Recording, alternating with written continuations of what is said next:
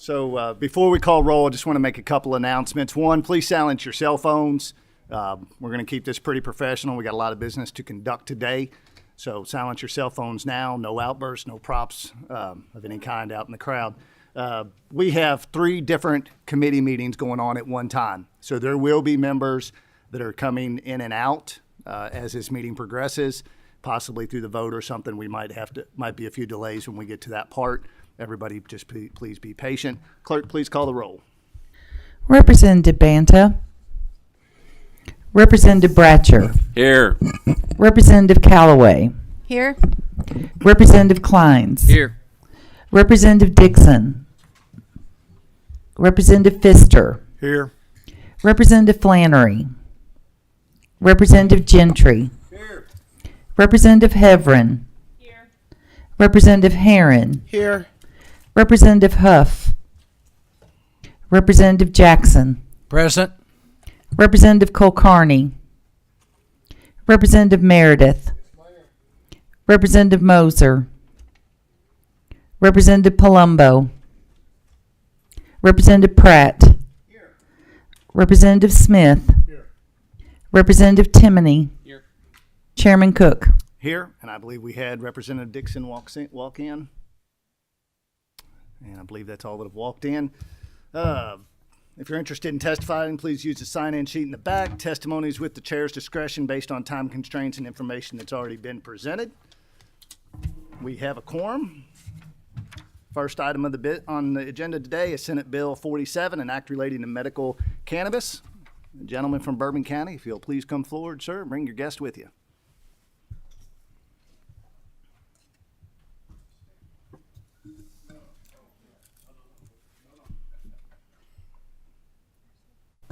We may need just a second, Mr. Chairman. Yes, sir. While you're all setting up, I know we've got the former gentleman from Fleming County is here with us today, Representative Sims. I just want to make him feel welcome. He's been a longtime supporter of this, and he's here to watch today. So welcome, Judge Executive Sims. You guys make sure you know the drill, but make sure your green light's on. Introduce yourself for the record, and the floor is yours. Thank you, Mr. Chairman.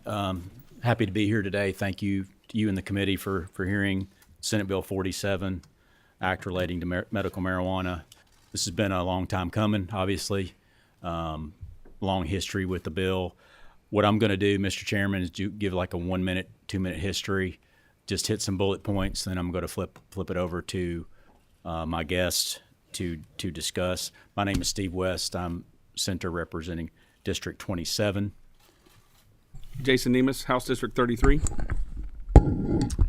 Al Gentry, House District 46. Eric Crawford, Mason County. Mark Hart, House District 78. John Sims, Fleming County Judge Executive. So my journey in this started about 5 years ago. I represent Mason County, Kentucky, and I had a couple of constituents approach me about carrying a medical marijuana bill, Eric and Michelle Crawford. Eric is with us today. They are dogged advocates for medical marijuana, and they've done a great job convincing people over 5 years' time that this is what we need to do in Kentucky. This would make us one of about 37 other states that already have medical marijuana on the books. And once I met Eric and Michelle, I was not interested in the subject, had no intention of being involved. But they had a resolution passed with the Mason County Fiscal Court, and they convinced me pretty quickly that it's a good thing. It's time to do something about it and move it forward in Kentucky. I filed a bill in the Senate. Mark and John at some point filed a companion bill in the House, so we worked together for several years on the bill. Eventually in the House, the baton was passed to Representative Nemus, and I'm sure Representative Gentry assisted in the House. And so it's been a process, been hundreds and hundreds of changes on the bill back and forth. I would like to thank Jaime Montalvo, working with Eric and Michelle. The person I want to thank the most on this is Chris Joffrion, the bill drafter. He's here somewhere. After this passes, he may get his life back. I don't know, but I'm sure there'll be many technical changes to the bill. But I want to thank everybody involved. Getting into just some bullet points really quickly. I'm going to go through the bill. This is like in chronological order in the bill. Marijuana is defined on page 89. The qualifying conditions, very important, are on page 4. And I'm just going to read a few of those. A type or form of cancer, regardless of stage, chronic, severe, intractable pain, epilepsy, multiple sclerosis, chronic nausea or cyclical vomiting, post-traumatic stress disorder. Item G is something we added that's very important. Last year, as you know, the legislature promoted a study at the University of Kentucky on medical marijuana, and we added this item: any other medical condition or disease for which the Kentucky Center for Cannabis has as a treatable condition. So if the center decides that there's another condition outside this list and they add that, that can be added as a condition in this bill. Marijuana is defined, let's say a person using medical marijuana is as defined must apply for a card. The entity that handles this in state governments is CHFS. That went back and forth several years. We had ABC, then we had CHFS. It was finally determined that this is, in fact, going to be treated as medicine, and so the best entity in the state to do that is CHFS. 7 physicians shall be appointed to the Board of Medical Licensure. The Board of Physicians and Advisors shall recommend to the Cabinet protocols for the amount of the 30-day supply. A patient under 18 shall not possess, purchase, or acquire medical cannabis without the assistance of a designated caregiver. There is limited reciprocity for visiting patients from other states. So if a patient comes in from Colorado or California, they don't have free reign to bring in whatever they want and however they want to do it. They are restricted to our standard setup in Kentucky. There are strict guidelines as to how the medical cannabis is to be stored, contained, used, and transported. We tried to work our best with FOP, state police, and others to make sure they were taken care of and they could delineate between medical cannabis and black market cannabis. Persons shall not be allowed to operate cars, vessels, or aircraft under the influence. Item 12, this is a very, very important provision in this bill. This bill, if enacted, does not go into effect until January 1st, 2025. So the Cabinet will have a long time to draft regulations pursuant to the bill. We will be back in session one more time before those regulations go into effect. So you'll get another bite at the apple to take a look at everything that's flowing through the regulatory process, and we'll have another chance to make technical changes as we move forward. A physician or advanced practice registered nurse who is authorized to prescribe controlled substances shall be the people providing written certifications. Once someone has a written certification, they must apply to receive an identification card. The Cabinet shall set out separate licenses for each of the entities that operate a cannabis business. One thing I want to talk about here real quickly is there are different tiers and types of licenses. That's found on page 41 of the bill. There are cultivators, dispensers, processors, producers, and a safety compliance facility. There has been a little talk out there about whether or not Kentucky producers are able to compete and operate in this environment. I believe they are. If anything, I believe this favors Kentucky producers because the product needs to be produced within the boundaries in the state of Kentucky. The only thing this bill does is sets up 4 tiers of cannabis cultivators, and makes them apply and receive a license. So as long as you fit one of the tiers, you apply and receive a license, you're able to be a cultivator in the state of Kentucky. So we applied what I feel is free market principles inside this bill where those people are able to apply for the license. That is a quick rundown on the bill. I'm open for questions. Once again, I thank you and the members of the committee for hearing us. I think I'm going to turn it over to Mr. Crawford at this time.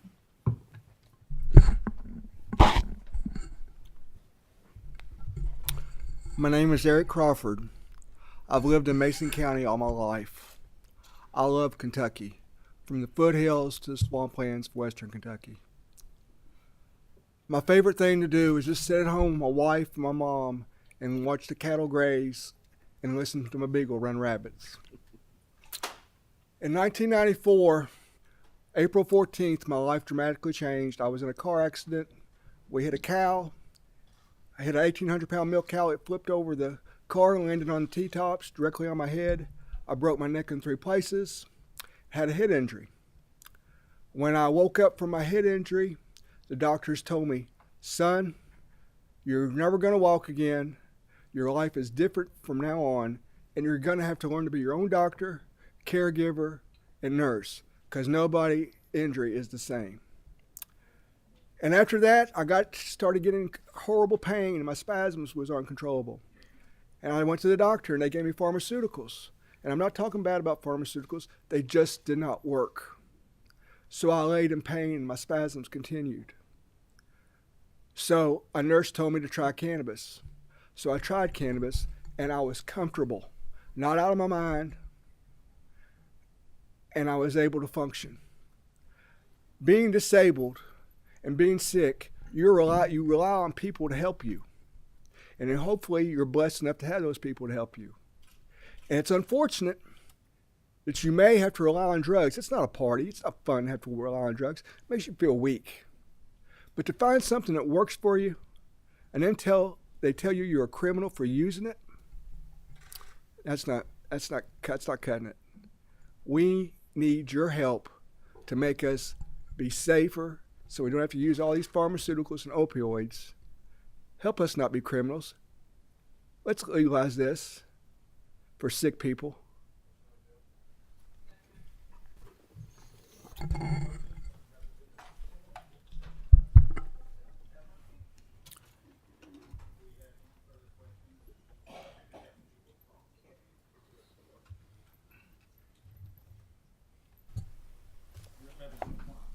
Thank you, Mr. Chairman. I just have a question about the date, January 1st, 2025.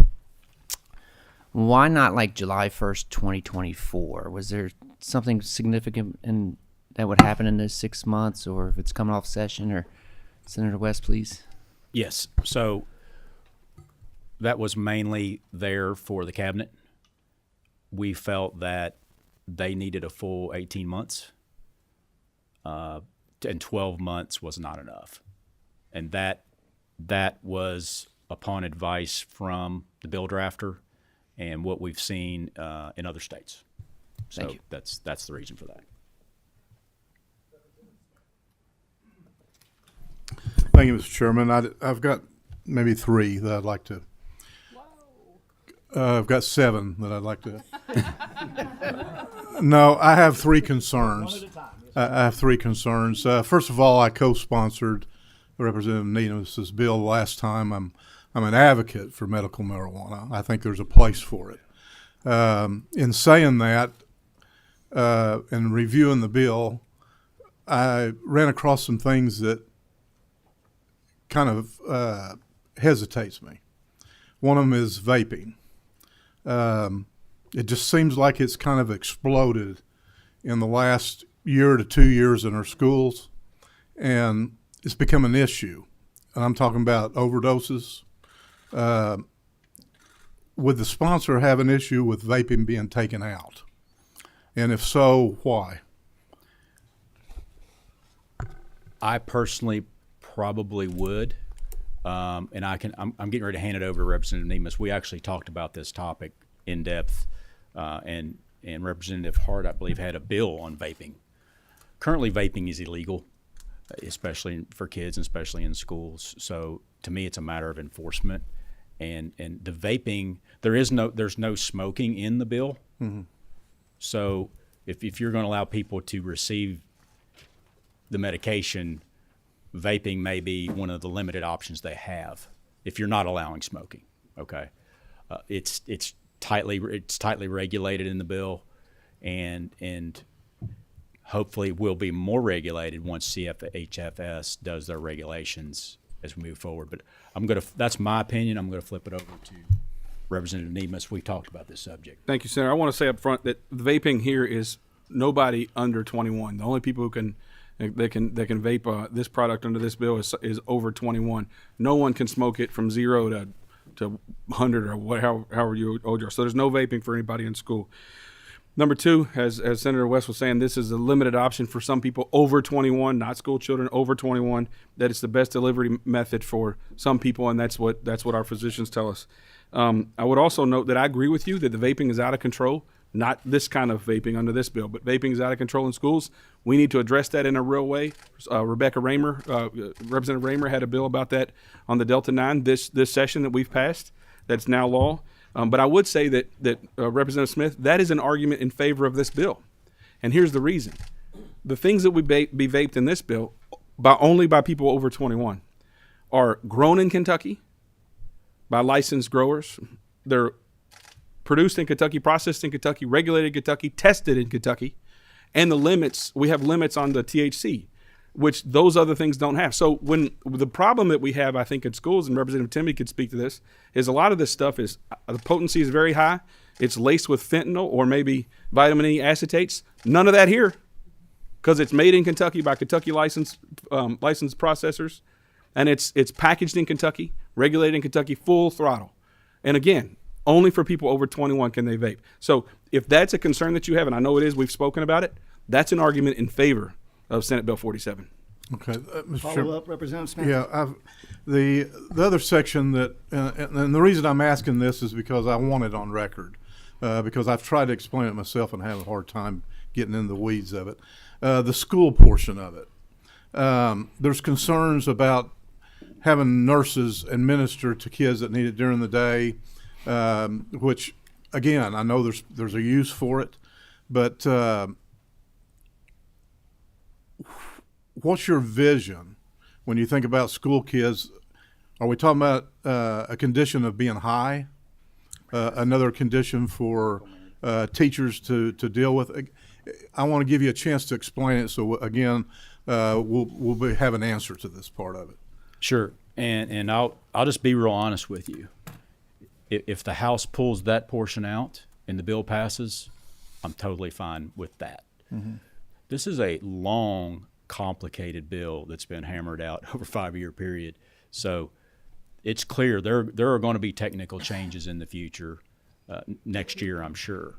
But I would be open to that. The reason we place that in there is we try to treat it just like any other medication. And that's how other medications are given to kids while they're in school currently.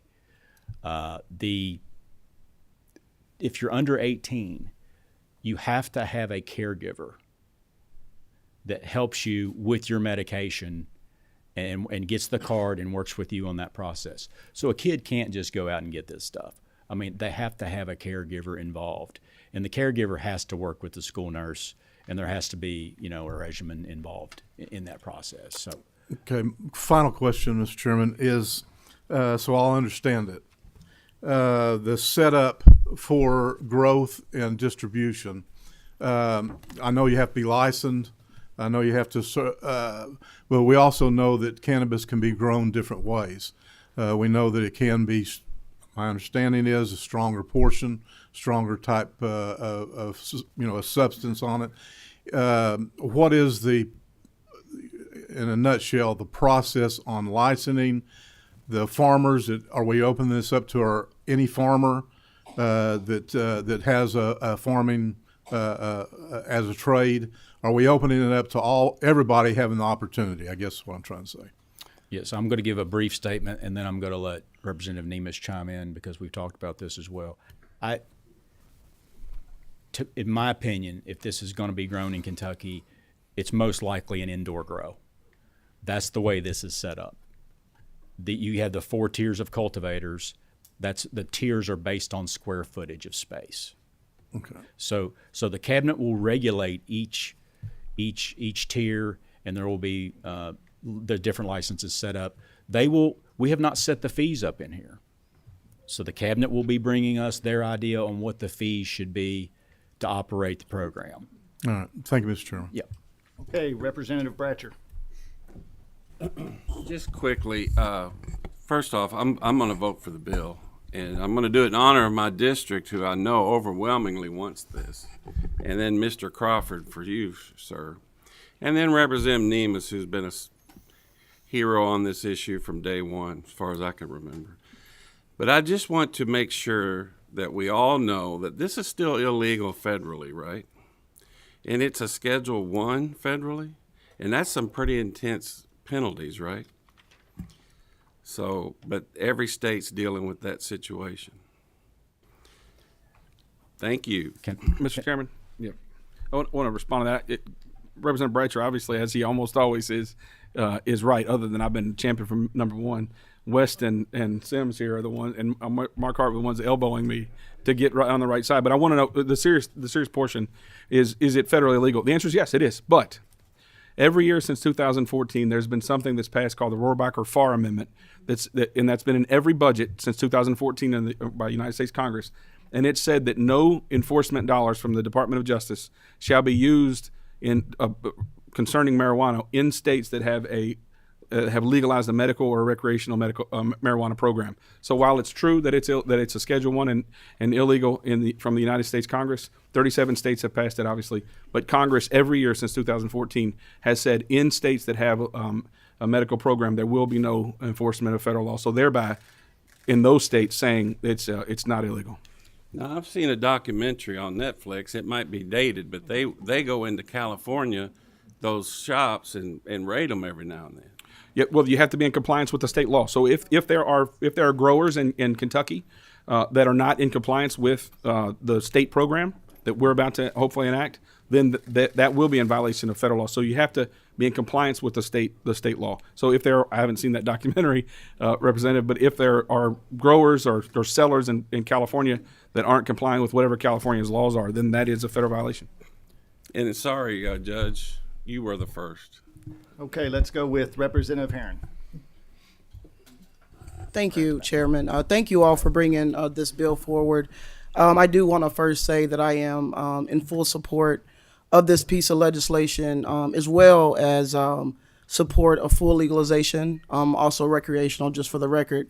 But one of the questions, and I think Representative Smith touched on this a little bit, is about the licensing part.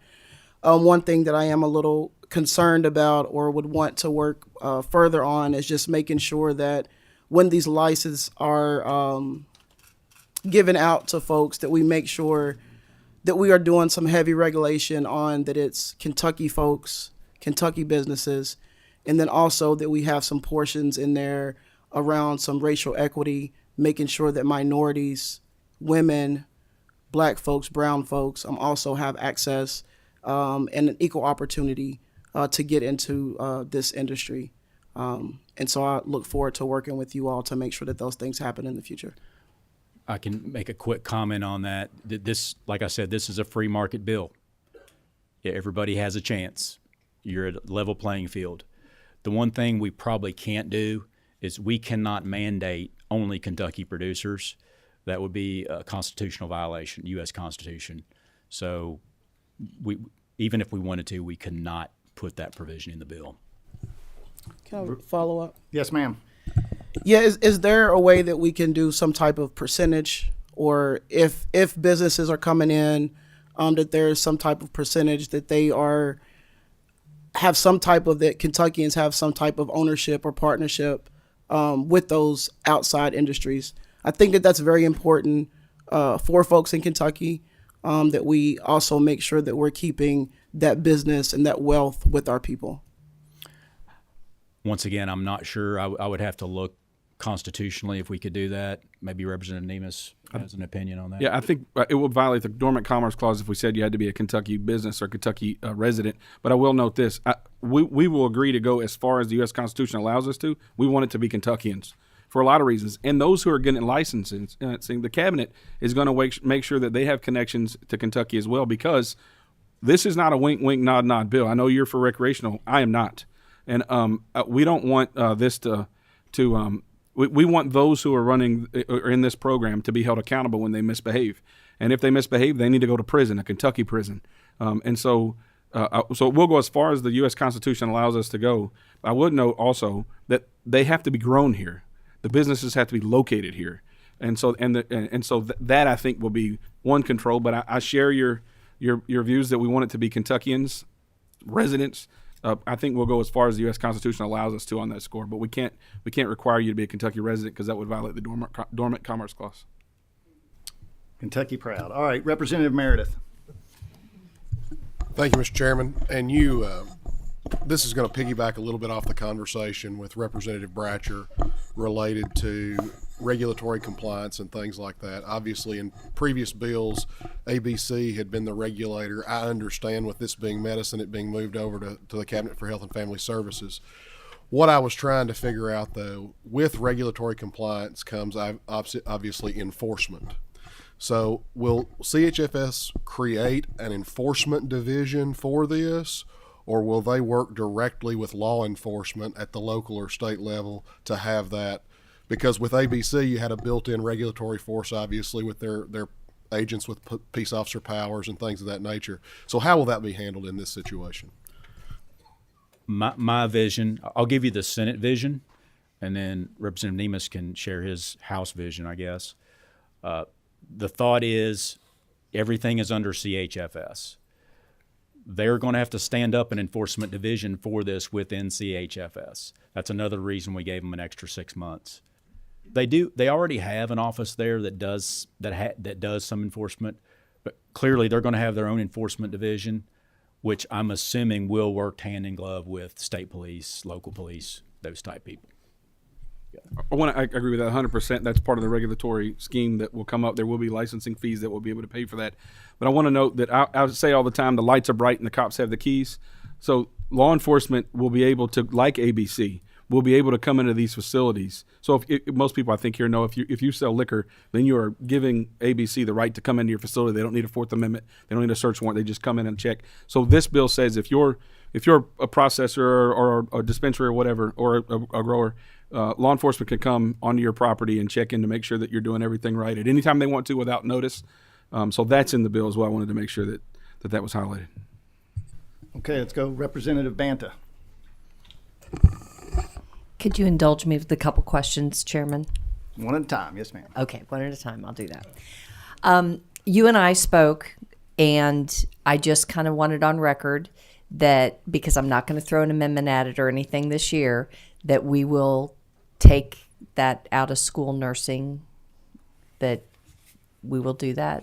Yeah, so I spoke with the sponsor of the bill yesterday on the Senate floor, and I've spoken with the Speaker of the House and the President of the Senate. We're going to come back in January. I think the bill would allow school districts to go ahead and do that, but we're going to make it crystal clear that a school district can say no employee of the school, including a nurse, will administer this. In which case, then the caregiver would have to administer. I do want to note, and Senator West said this earlier, a kid can't touch it in whatever the iteration is. Can't be in a backpack, can't be in their possession. It has to be a caregiver to a nurse if that's the school district's plan. But yes, we will come back in January when we look at the regulations and other things, and part of the bill, which we've committed to doing, looking at you right now in your eyes, and say we will make it crystal clear that the school district can determine that its employees, including a nurse, will not be administering the medication. Okay, thank you. And why were pharmacies omitted? I just kind of think of them when you talk medicinal as being in the chain of command. That was a Senate decision. We felt that it wasn't just my decision. It was others in the Senate. That ability is already there. So if someone, they have a card, they have all this information on the medical marijuana that they're currently taking, they can hand that to their pharmacist, and a pharmacist can instruct them, if I'm on these other medications, will it contradict each other? We feel that ability is already there, and that adding putting them in the bill, adding another layer, adding another fee was counterproductive and really limited the patient's ability to receive the medication. Okay. That was our opinion. If I could go back just a second, and I want to be clear on the record. I'm perfectly fine with taking the nursing portion out. But I can never, ever guarantee what the Senate will do in the end with that. So I can't make them do anything. But as the bill... We can't either. Right. But as the bill sponsor, I would agree to that. One more, sir. Thank you. And forgive me, I was in judiciary. This is raw material in a capsule, correct? Yes and no. It can be in a capsule, but it can also be raw material, and the raw material can be vaporized and taken in other ways. Cannot be smoked, but it can be taken in other ways.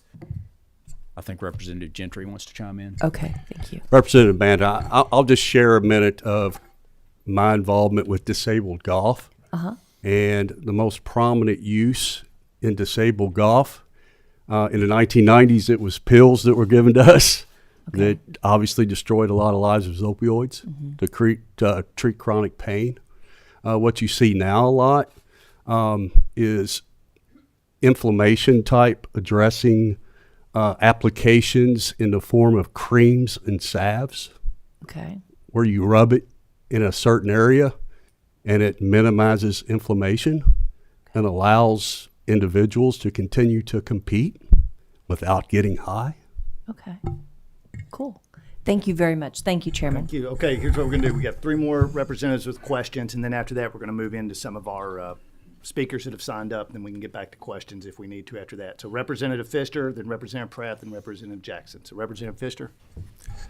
First, I want to thank you all for all your hard work on this bill.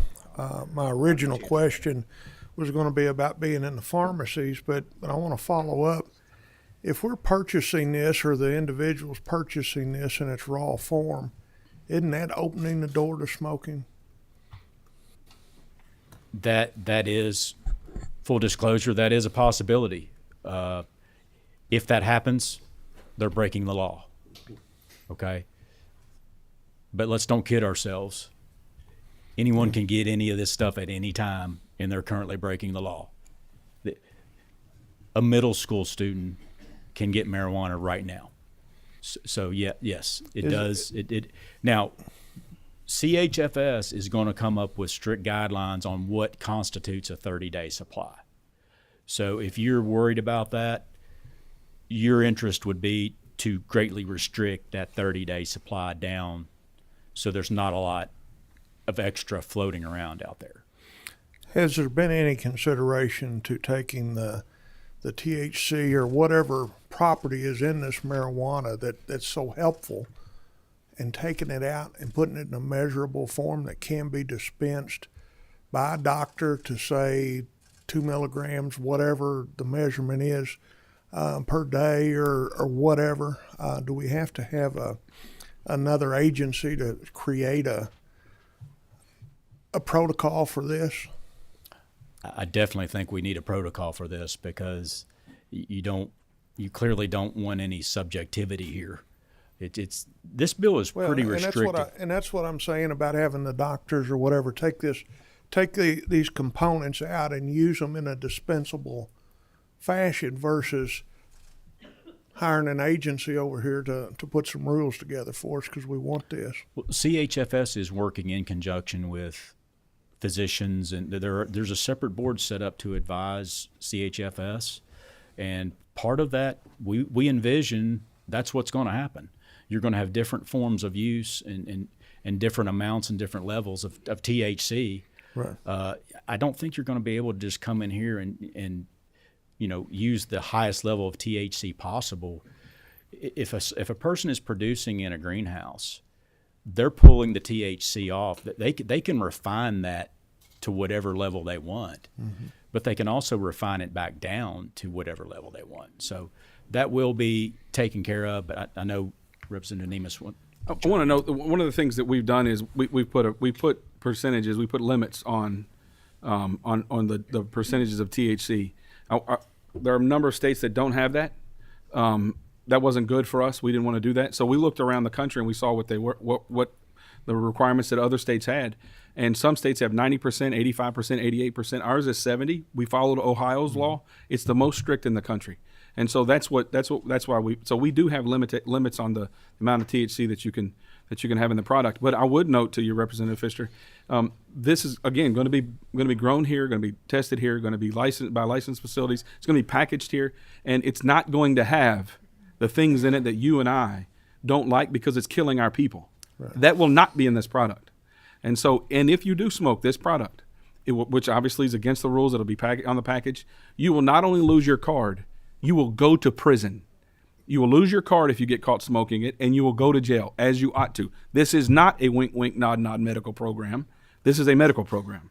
I'm against recreational, and so if you smoke this, you're violating the law, you're going to lose your card, and you're going to jail. Thank you. Representative Pratt. Thank you. Something you said earlier caught my attention. When you said, well, first of all, it's a two-part question.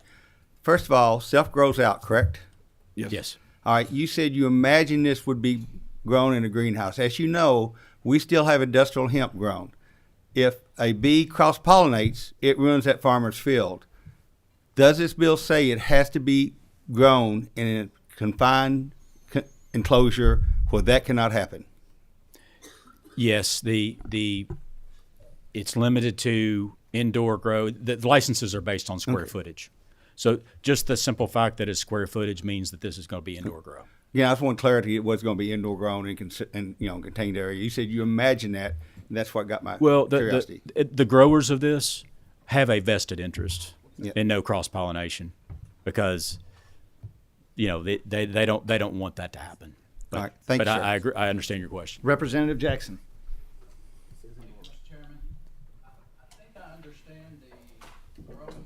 Mike? I think I understand the growing process. I think I understand but I don't understand the dispensing process, I guess. That would be a concern of mine. If we call it medical marijuana, are you saying that pharmacies will not be able to dispense this? Okay. Yes. But if we call it medical marijuana, would it not make more sense if pharmacies could dispense this? It makes it more of a professional type approach. It takes the wink nod out of it a little bit, that I can go down to the corner, whatever, and get my medical marijuana. To me, we would be better served if we made it something that pharmacies could dispense and take some of that doubt. We're going to have older people that think, we're going to hell in a handbasket here. And if we could do this where the pharmacies could dispense it, it would have more legitimacy to me than the other way. Would you speak on that? Yes, I can answer that question. I'm sure Representative Nemes wants to chime in as well. A lot of thought was put into that. The reason for that is really in an effort to protect pharmacies. This is still a Schedule I drug. Pharmacists are not allowed to prescribe Schedule I drugs under DEA, the rule of law, DEA. They have a DEA number. So if you combine those, then the pharmacists would risk losing that DEA number. They would be out of compliance and shut down. So pharmacists have a vested interest in keeping these things completely separate. And that's why we separated them through regulation and making sure of that. So in a perfect world, that would be fine and that would work. But unfortunately, we are threading the needle here. As Representative Bratcher talked about earlier, I'm an attorney. I could argue the other side of this pretty easily, but 37 other states are doing it. We talked about the restrictions on enforcement dollars. There's also a letter from DOJ stating we will not prosecute these crimes. So we're kind of using our sovereignty as a state to push back a little bit against the federal government. But part of that is we have to be respectful of that DEA number, because they will enforce that, in my opinion. I wanted to clarify, if I could, there's a little bit of misinformation about what was in the House bill that we passed with significant majorities twice. We never had a pharmacist dispensing because, as Senator West just said, that's not allowed. But what we had last year was that the dispensary, which, by the way, can't sell Snicker bars, can't sell Coca-Colas, can't sell aspirin. It's medical cannabis only. That's the dispensary. You're not going to go into the 7-Eleven and get your medical cannabis. That's not what this is. So what we had was the dispensary had to have a collaborative agreement with the pharmacist. So we never had a situation where a pharmacist was going to be dispensing it or a pharmacy was going to be dispensing it. That would have been violation of the law. So I just wanted to clarify. A lot of people said, well, it used to be in a pharmacy and now it's not anymore. It was never in a pharmacy. And we passed that twice in the House with significant majorities that way. Thank you. Okay, we are going to do one more question because her name was in. I just didn't see it on the list there. So Representative Mosier. Thank you, Mr. Chairman, and thank you for all the work. This is a better bill, and I appreciate all the work that's gone into it, certainly. I do have a couple of questions. I know that some of the questions were touched on before I got here. I, too, was in judiciary, so my apologies. You addressed the school issue, and I'm happy to hear that you're going to work on this. The vaping issue, I'm still a little confused about why we're allowing raw material, because it is going to be smoked. And we say that it's not going to be smoked, but you can vape it. We don't really vape other medicines, and so I'm and not to say that there isn't research out there that's maybe looking at this. Maybe that is the delivery system that will work for people, but it's not really a dosable formulation, as Representative Pfister brought up. We have a research center who are looking at making this a dosable formulation to really tighten up on and help our physicians and APRNs and those who can recommend. They can't prescribe this because, as you said, they put their DEA license at risk. So there are parts of this that I like and parts that I still have questions about. The qualifying medical condition, I really like that you added House Bill 590, actually, the provisions of the research bill that I filed that allows for any medical condition or disease that the Kentucky Center for Cannabis establishes as helpful, that'll automatically, it looks like, be an indication that's allowable under this provision. So I do like that. I think that there are some problems with the provision that talks about chronic nausea. I mean, maybe with cancer patients this is a problem, but the cyclical vomiting syndrome, that sounds to me like the cannabinoid hyperemesis syndrome that is actually caused by cannabis use. So can you talk a little bit about how you identified the qualifying medical conditions? I mean, I assume that y'all worked with healthcare providers on this. So I can tell you it was a 5-year process, and in year 1, the list was this long of qualifying conditions and fairly subjective. Depression, those types of things, and so I felt that we've done our best.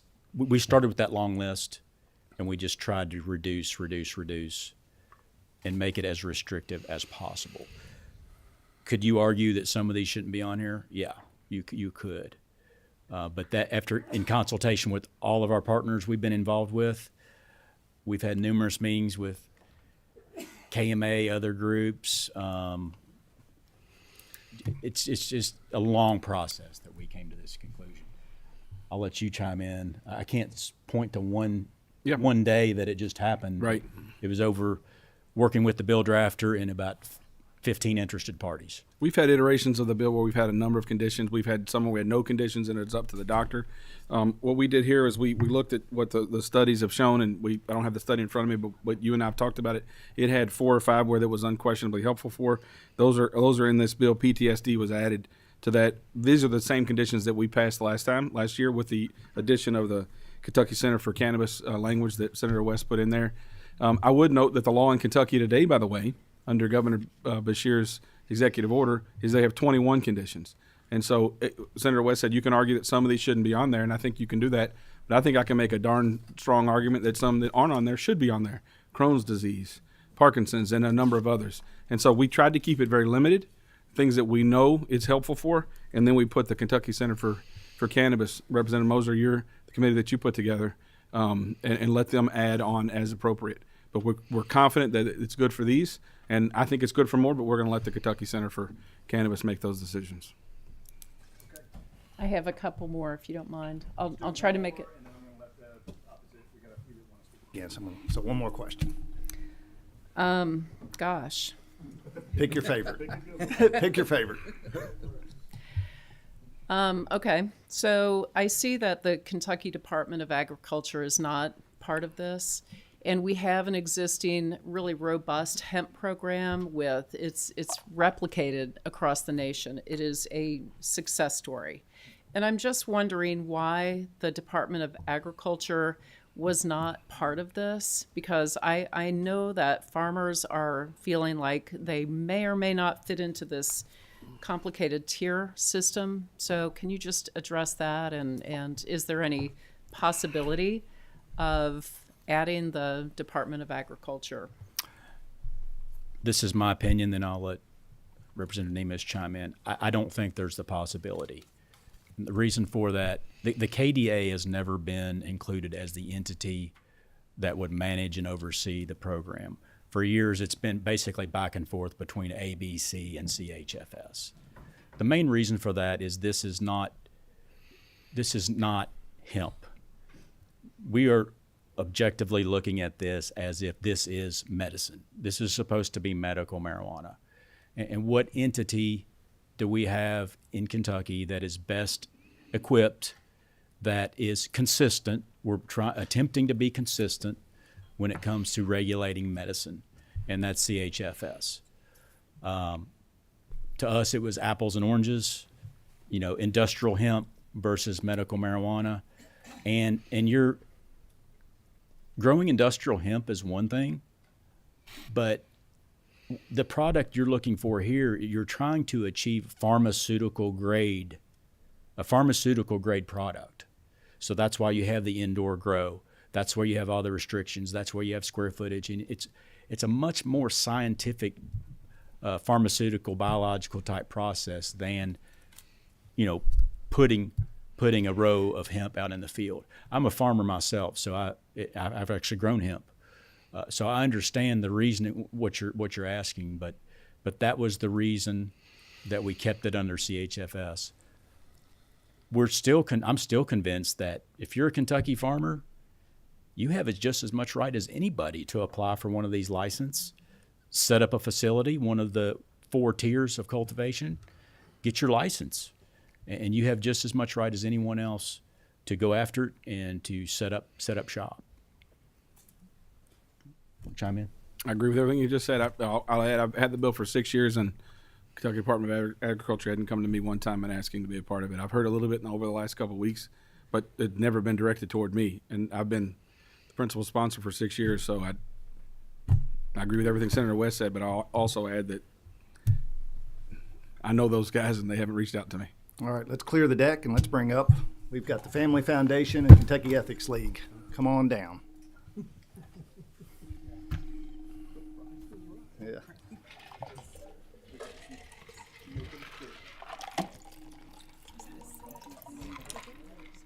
No, just air trying to get where they wouldn't open them. Yeah, they won't. I guess a safety thing. Okay, welcome, gentlemen. Make sure your green light's on. You've both been here before. Make sure your green light's on. Introduce yourself for the record. If you guys could take a couple minutes and say your piece. Gene Cole, Kentucky Ethics League, Kentucky League on Alcohol, Gambling Problems, and Substance Use Disorders. Welcome back, Mr. Cole. Thank you. All right. Michael Johnson, Senior Policy Advisor for the Family Foundation. All right, thank you all. I'll let you all decide who goes first. Want me to go first? All right, I'll go. I can go first. Mine's going to be real quick because he'll probably a lot of what he said I'm in agreement with. But on Twitter today, I saw an article from NBC Channel 7 in San Diego, California, that's published on March 9th of this year. And the headlines, more young kids in San Diego and around us being hospitalized after eating cannabis products. And according to 2022 California Marijuana Impact Report, number of calls to the Poison Control Center nationwide for kids from the age of 0 to 12 who had ingested cannabis products went up more than 2,000%. And this is in states that have legalized marijuana in one shape or other. And that was between 2016 to 2021. And the majority of those were 2 to 5 ages. There's a producer up in Massachusetts been under fire because one of their employees, where they take the raw product and turn it into the sellable product, died because of breathing in. They had an asthma attack to the THC cannabis dust because they didn't have proper protections. The producer tried to say no, is another condition that person had, but it's been come out that it was due to the inhalation of the work area. And finally, young people from the ages of 18 to 25 that have committed suicide, it's the most common substance found has been THC of the ones that have completed suicide. That's the most common. And they say, yeah, there's other substances, and some of them are multiple substances use. But THC is by far the number one substance found during the autopsies. So I just encourage you to vote no and test, push more for testing through FDA style protocols that we have for our regular medicines. Thank you, sir. Good afternoon, Chairman Koch and members of the committee. I'm Michael Johnson, Senior Policy Advisor for the Family Foundation. Thank you for the opportunity to speak. Let me start by saying that I have personally witnessed firsthand the effects of a family member's chronic disorder, which has caused much pain and greatly disrupted their life. I've sat with a close family member as they received treatment for cancer. I've sat with a family member during their last days as their battle with cancer came to an end. I am truly sympathetic to those who suffer from chronic pain and other illnesses. Sympathetic with those that think that marijuana is the answer. But the reality is that there is insufficient scientific evidence that marijuana is safe and effective as a medication. While the majority of states have enacted so-called medical marijuana, those decisions have been political and lacked a careful scientific evaluation of the benefits and risks of marijuana's use. That is why the Family Foundation in 2020 supported House Concurrent Resolution 5. That resolution, which overwhelmingly passed this honorable body, acknowledged the lack of sufficient scientific evidence supporting the use of marijuana for medicinal purposes. It rejected the political decision-making of other states and pledged to develop evidence-based policies. Today, you are being asked to betray the principled position of this honorable body and settle for the erroneous political decision-making of other states. Make no mistake, SB 47 is a deeply flawed bill that falls far short of the previous medical marijuana bills that have passed this chamber and is a far cry from enacting the promised evidence-based policies. As we've even seen here in today's committee hearing, there are multiple problems, multiple important flaws with Senate Bill 47. There are plenty of reasons to oppose SB 47, even if you do favor legalizing medical marijuana. To name a few, Senate Bill 47 legalizes medical marijuana for minors with no minimum age requirement, and even forces school nurses to administer marijuana to card-holding students. I do appreciate the sponsor's willingness to address that issue.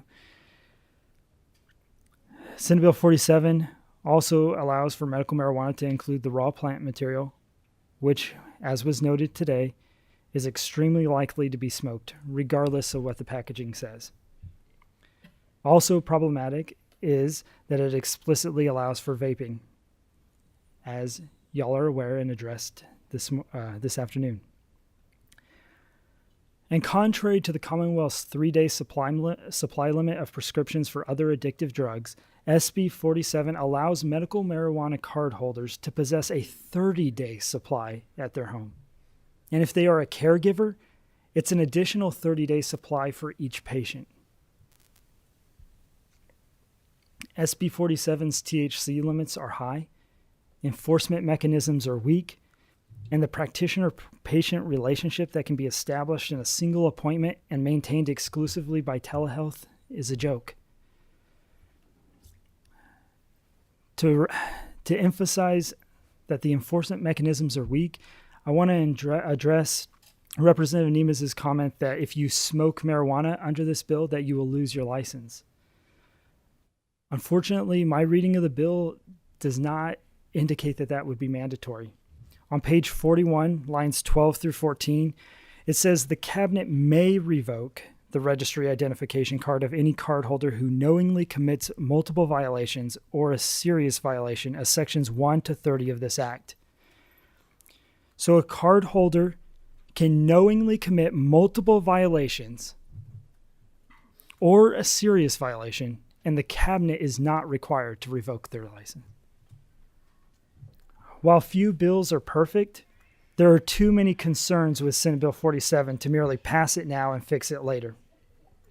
Instead, let this honorable body come forward in January with a bill that contains evidence-based policies and better reflects the less flawed bills previously passed by this chamber.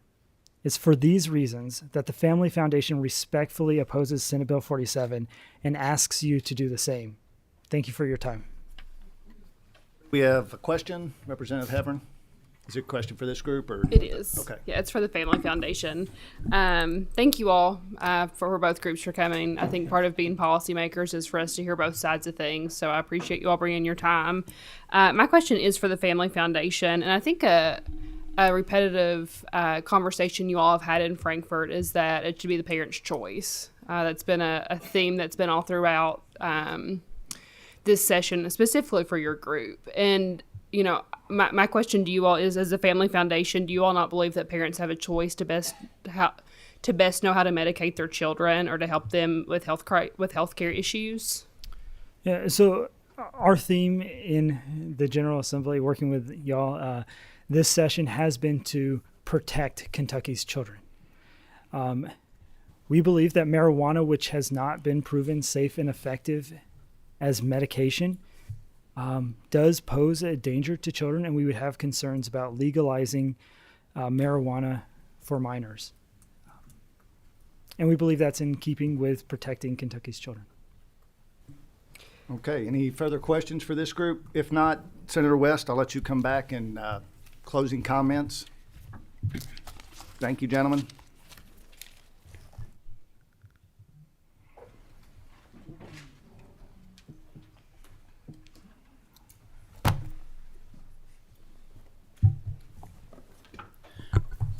Mr. Chairman, I have no further comment. I would just urge passage. I know there's a lot of back and forth.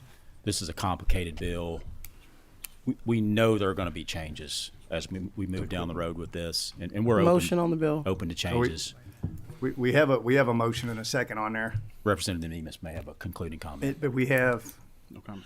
Representative Smith has another quick question. Just to make sure that I'm clear, if an amendment goes on taking school out today, you're fine with that?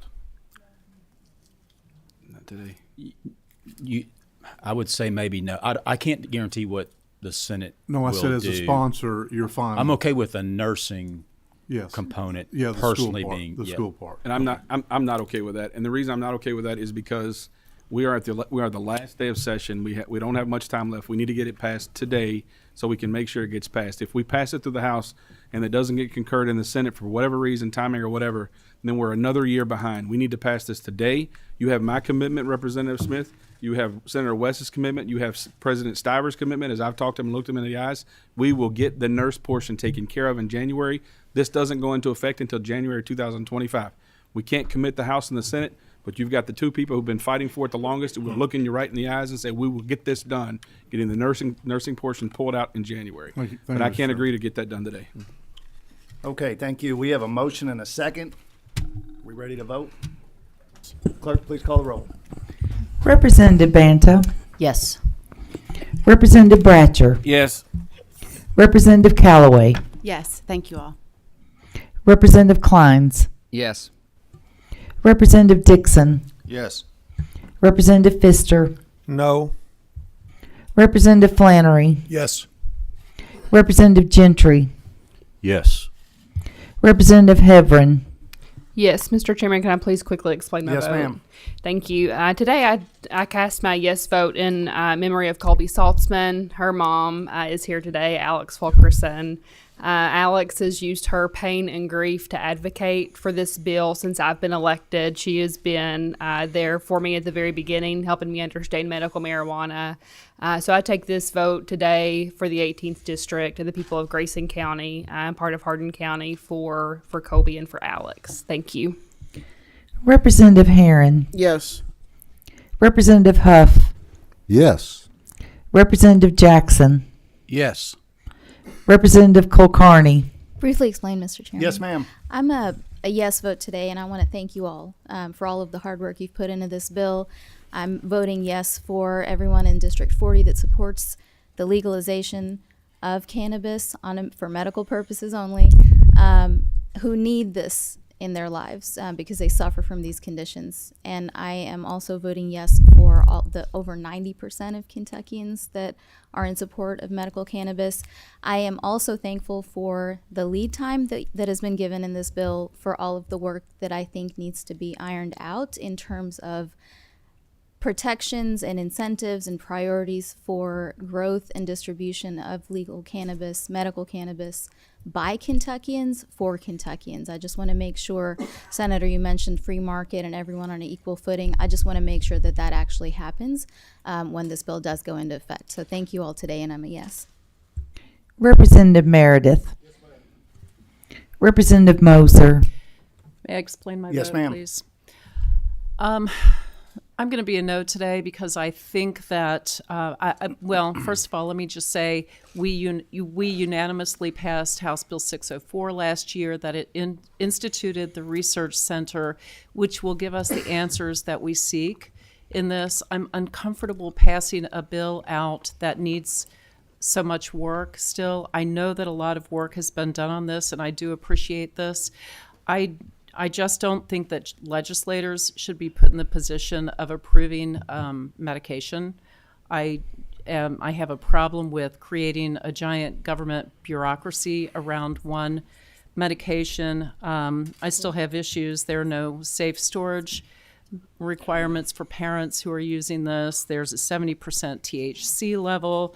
And then for the individuals across the Commonwealth who are for this and think that this is a revenue generator, I just want to remind people that we don't tax medicines. We don't want to tax medicines.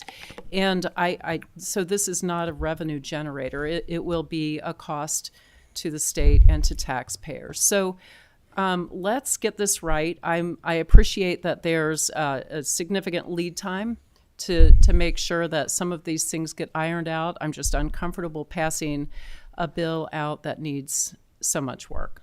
Thank you. Representative Palumbo. Yes. Representative Pratt. Yes. Representative Smith. To explain my vote, Mr. Chairman. Yes, sir. This has been a hard one for me. I want it. I want medical marijuana. I have a wife who cries in the middle of the night with fibro, and she's gone through years of treatment trying to figure out how to get the pain away. I believe there's a solution in this for her. And as of right now, I've made up my mind, I'm a yes. Representative Timoney. Briefly explain my vote. Yes, sir. First and foremost, thank you for bringing this forward. I'm a yes today, as I was last year. The reviews I've seen on treatment with Parkinson's tremors, particularly in my realm, I know that hasn't really been discussed today, but the research I was doing with my groups of people were talking about how valid that is. So I'm supportive for that. The question, a statement was made that people are feeling like this is the option. No, it's an option. And that's what we need to be looking at. Next, the class and dedication of the people that supported this policy all the way along. You all fought for this a long, long time. You did the right way. I appreciate it. I was never threatened. And I can tell you I appreciate that because I've had